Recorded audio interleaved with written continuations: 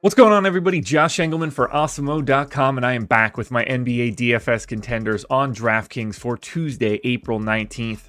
Now be sure to hit that like button, subscribe to the channel, and hit the notification bell so you know when everything goes live. Follow me on Twitter at Josh Engleman. Let me know in the comments section who your favorite plays are, and then go sign up at No House Advantage using the promo code Awesemo. Get yourself $25 on that first deposit. Now we're rounding out the bottom of my top 10 with Desmond Bane, Kevin Huerter, Karl Anthony Towns, DeAndre Ayton, and Jared Vanderbilt on the outside looking in. Who will be my favorites? My top 5 plays for today? It's time to find out. First up at number 5, we've got Devin Booker, point guard, shooting guard eligible, 8,800, projected for 48. The goal is 54. He's in the optimal lineup 27% of the time. It's the playoffs, and even though they're going to smack the Pelicans around, I still expect Devin Booker to play around 40 minutes, 1.2 fantasy points per minute. It's a slight pace down spot for Phoenix, not really slowing me down here. 31% usage out of Booker, 30 points, 5 boards, 5 assists. All 3 of those numbers just right on the dot, which is really fun to see. 1.5 stocks as well. Look, I don't think the Pelicans are well set up to slow down this Phoenix Suns team, and I don't think that today is going to be the day that they do that. So you have to assume the production is coming from someone. Devin Booker feels like a pretty good bet for that. To Minnesota we go for D'Angelo Russell. He's point guard, shooting guard eligible, 7,100, projected for 39. The goal's 44. He's in the optimal lineup 29% of the time. 34 minutes here for Russell. It's a little bit more than game 1, but they didn't really need as much out of him in game 1. I think this was going to be a bit more difficult of a matchup for Minnesota.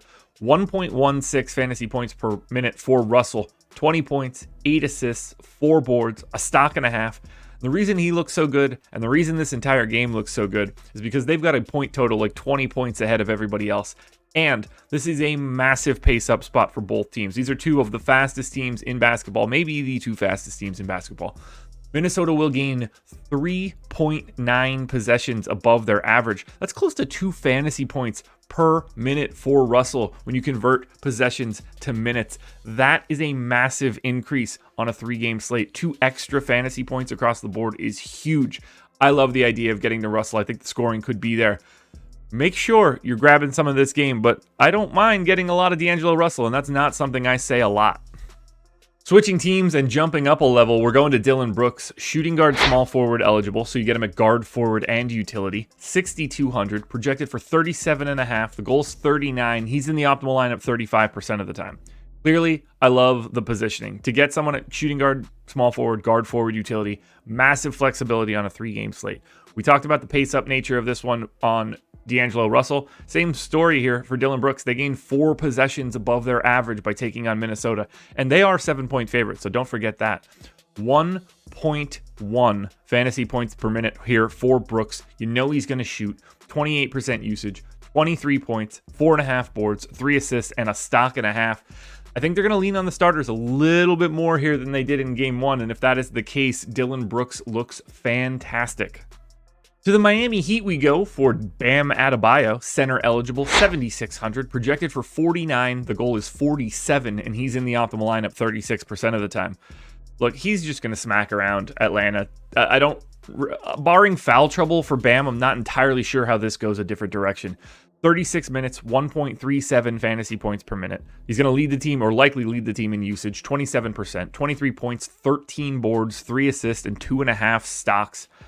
There's no Clint Capella to try to slow him down. I don't think Onyeka Okongwu is up to the task quite yet, and John Collins doesn't have that in his bag to begin with. So with all of that said, Bam Adebayo is in a perfect spot to just simply clean up the boards, put back everything he can get on the offensive side, and just absolutely smack Atlanta in the paint for 36 minutes or more. Seems pretty likely to me.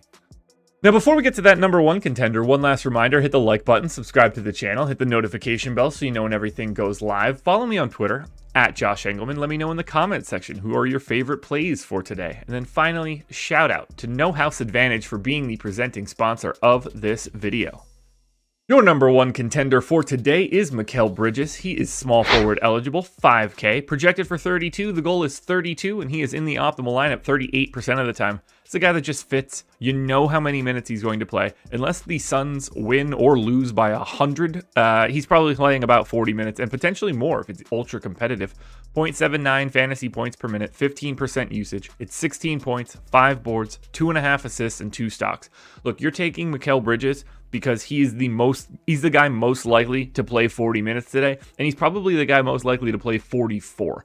He's just out there all the time, and it doesn't take a ton for him to be able to pay off 5K. If Bridges gets to 30 fantasy points, you're probably going to be fine. If he gets anywhere north of that, you probably need him in an optimal lineup.